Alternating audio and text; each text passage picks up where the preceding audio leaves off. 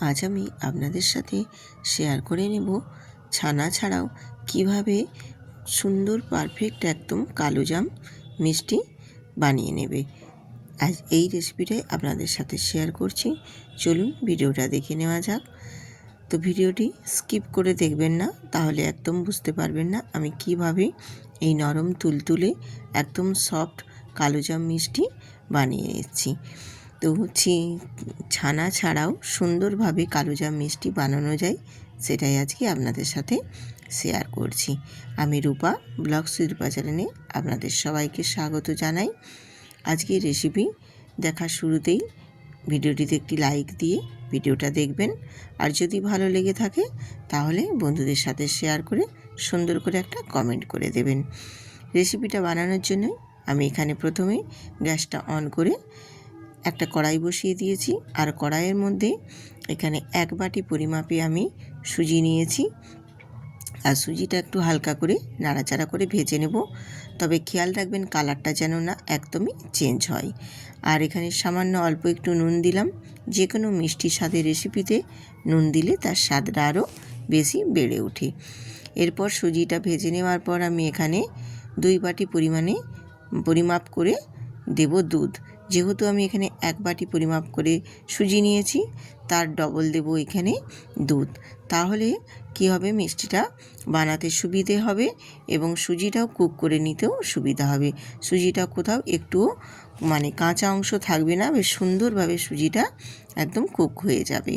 আর এটা খেয়াল রাখতে হবে যে সুজিটা যেন না কোথাও কোনো অংশে একটুও দলা বেঁধে থাকে।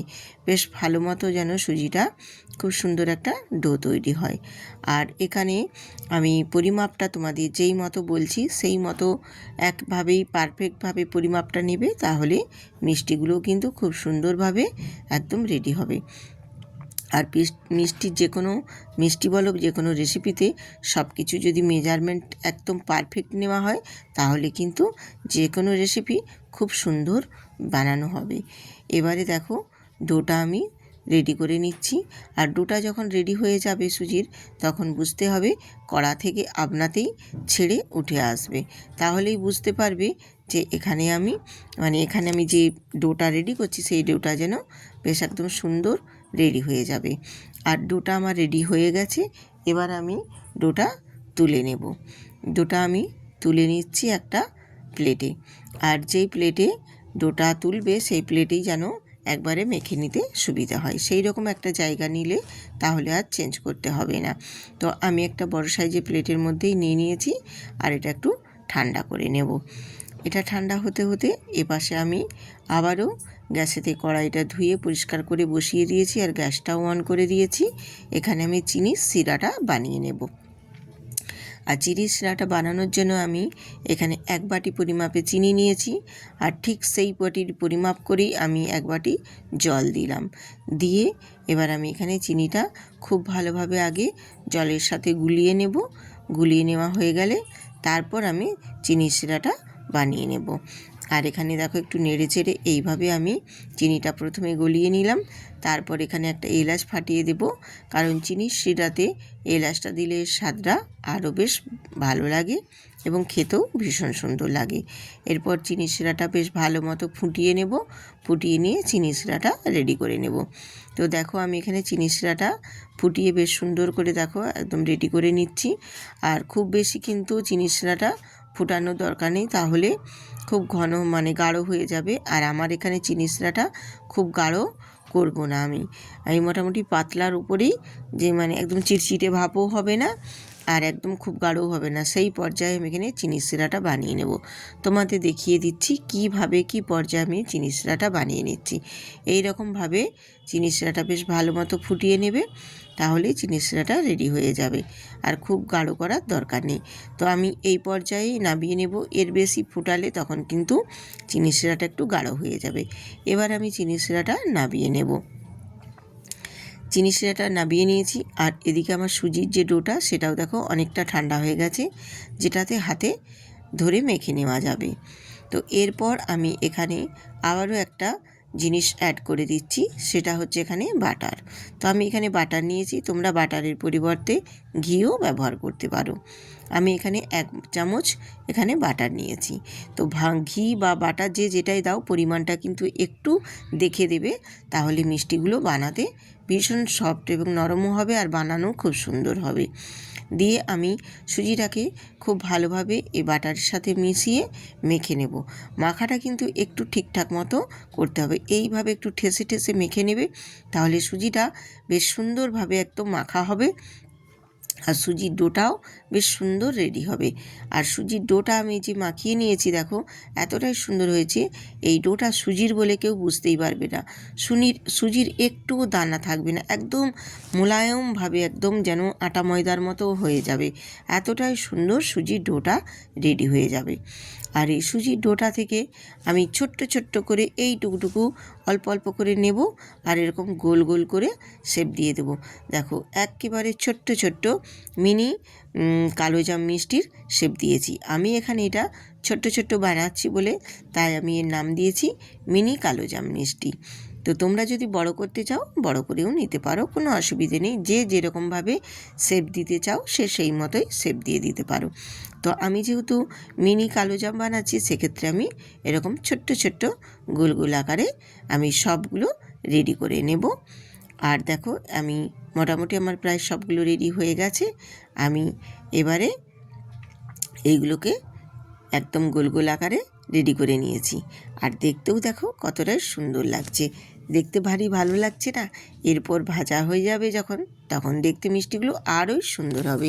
এখন সব বানিয়ে নিয়েছি সাদা সাদা একদম গোল গোল, এরপর যখন ভেজে নেব তখন কালো কালো একদম রেডি হয়ে যাবে। তো চলুন ভেজে নেওয়া যাক। আর ভেজে নেওয়ার জন্য আমি আবারও গ্যাসেতে একটা কড়াই বসিয়ে দিয়ে দিয়েছি পরিমাণ মতো এখানে তেলটা বেশ ভালো মতোই কিন্তু একটু গরম করে নিতে হবে প্রথমে, তারপর ভেজে নেওয়ার সময় গ্যাসটাকে একদম লোতে রেখে ভেজে নিতে হবে।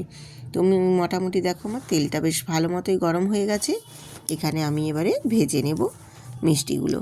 আর মিষ্টিগুলো আমি এখানে এক এক করে ওই তেলের মধ্যে যতগুলো মানে ভাজা যাবে সেই পর্যায়ে আমি এখানে দিয়ে দিচ্ছি, দিয়ে হালকা করে একটু নেড়ে চেড়ে ভেজে নেব। আর প্রথমে দেওয়া মাত্রেই কিন্তু নাড়ানাড়ি করবে না, তাহলে ভেঙে যেতে পারে।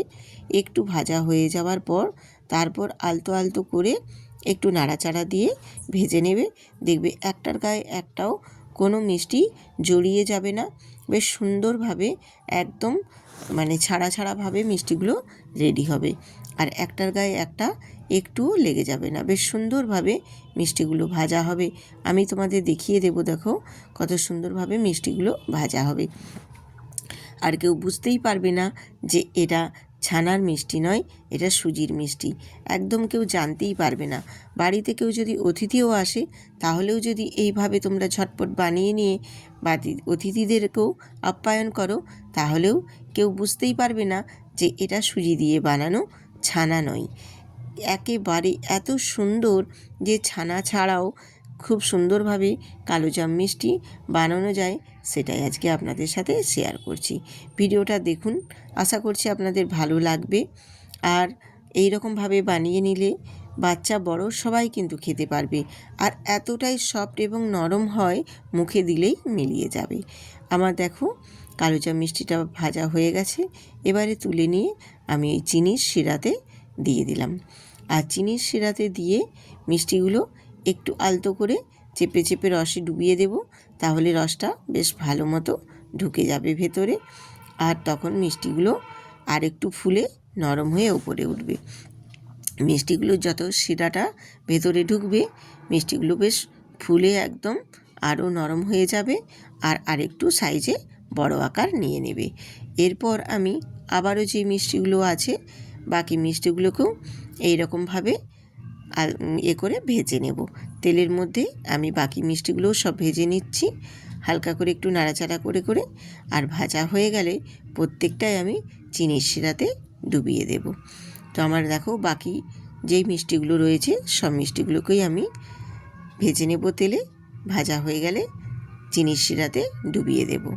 আর চিনির শিরাতে সব ফেলে দিয়ে এরপর একটা খুন্তি দিয়ে হোক কি ক্যাচুলার দিয়ে হোক কি একটু চামচ দিয়ে হোক, যেই যা দিয়ে পারো সেটাই দিয়ে আস্তে আস্তে করে এইভাবে একটু নাড়াচাড়া করে মিশিয়ে দেবে।